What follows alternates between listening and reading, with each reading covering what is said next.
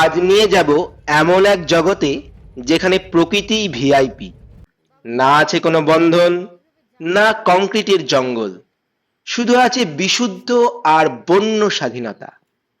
কদিন আগে গিয়েছিলাম উড়িষ্যার শিমিলিপাল ন্যাশনাল পার্ক। আমাদের রাজ্যেও কিন্তু এরকম বন জঙ্গল আছে, যেমন রায়গঞ্জ ওয়াইল্ড লাইফ স্যাংচুয়ারি বা সুন্দরবনের সজনেখালি ওয়াইল্ড লাইফ স্যাংচুয়ারি। আচ্ছা, দেখো, কোথাও আমরা বলছি ন্যাশনাল পার্ক, আবার কোথাও বলছি ওয়াইল্ড লাইফ স্যাংচুয়ারি, আবার কোথাও কোথাও বলি বায়োস্ফিয়ার রিজার্ভ। তা এদের মধ্যে কি পার্থক্য? চলো আজকে এটাই আমরা জানার চেষ্টা করি। জানার কোনো শেষ নাই, জানার চেষ্টায় সব তাই। ওয়াইল্ড লাইফ স্যাংচুয়ারিতে বিশেষ প্রজাতির এক বা একাধিক প্রাণীকে প্রোটেকশন দেওয়ার চেষ্টা করা হয়। যেমন সজনেখালি ওয়াইল্ড লাইফ স্যাংচুয়ারিতে রয়্যাল বেঙ্গল টাইগার বা কুমিরদের সংরক্ষণ করা হয়।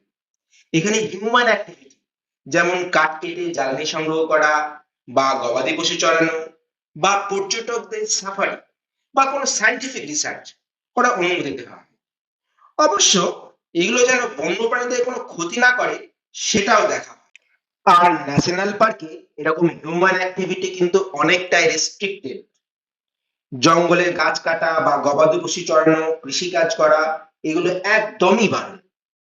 তবে পর্যটকরা ওয়াইল্ড লাইফ সাফারিতে যেতে পারে, কিন্তু তারা একদমই পার্মানেন্ট গেস্ট নয়, টেম্পোরারি গেস্ট।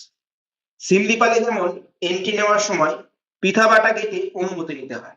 এই অনুমতি ভোর 5টা থেকে বিকেল 6টা অবধি। 6টার পরে কিন্তু সিমলিপাল ন্যাশনাল পার্কে আর কোনো গেস্টকে থাকার অনুমতি দেওয়া হয় না। বায়োস্ফিয়ার রিজার্ভ, যেমন পশ্চিমবঙ্গের সুন্দরবন বায়োস্ফিয়ার রিজার্ভ। এখানে মানুষ আর প্রকৃতির সহাবস্থান লক্ষ্য করা যায়। এই বায়োস্ফিয়ার রিজার্ভে 3টে অংশ থাকে: কোর রিজিয়ন, বাফার জোন এবং ট্রানজিশন জোন। ন্যাশনাল পার্কের মতো কোর রিজিয়নেও হিউম্যান অ্যাক্টিভিটি অনেকটাই রেস্ট্রিক্টেড।